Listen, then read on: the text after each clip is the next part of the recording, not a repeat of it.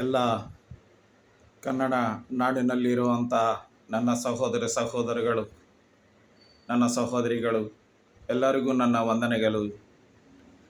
ಕನ್ನಡ ನಾಡಿನಲ್ಲಿ ಇರುವಂತೆ ನನ್ನ ಸಹೋದರಿಗಳೇ ಹಾಗೂ ಪ್ರಪಂಚದ 4 ಮೂಲೆಗಳಲ್ಲಿರುವ ನನ್ನ ಪ್ರಿಯ ಜನರೇ, ನೀವೆಲ್ಲ ಹೇಗಿದ್ದೀರಿ? ನೀವು, ನಿಮ್ಮ ಮಕ್ಕಳು, ನಿಮ್ಮ ಕುಟುಂಬದ ಸಭ್ಯರು ಎಲ್ಲ ಜನರು ಸಂತೋಷವಾಗಿದ್ದೀರಿ ಅಂತ ನಾನು ನಂಬಿದ್ದೀನಿ.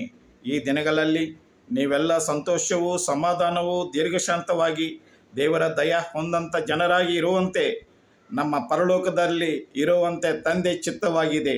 ನೀವೆಲ್ಲ ಧೈರ್ಯವಾಗಿ ನಿಬ್ಬರಸ್ಥರಾಗಿ ಇರುವಂತೆ ದೇವನು ನಿಮ್ಮನ್ನು ಕಾಪಾಡಲಿ, ನಿಮ್ಮ ಕುಟುಂಬವನ್ನು ಆಶೀರ್ವಾದ ಮಾಡಲಿ ಅಂತ ನಾನು ಪ್ರಾರ್ಥನೆ ಮಾಡೋರಾಗಿದ್ದೀವಿ. ದೇವರು ನಿಮ್ಮನ್ನು ಕಾಪಾಡಲಿ. ಆಮೆನ್.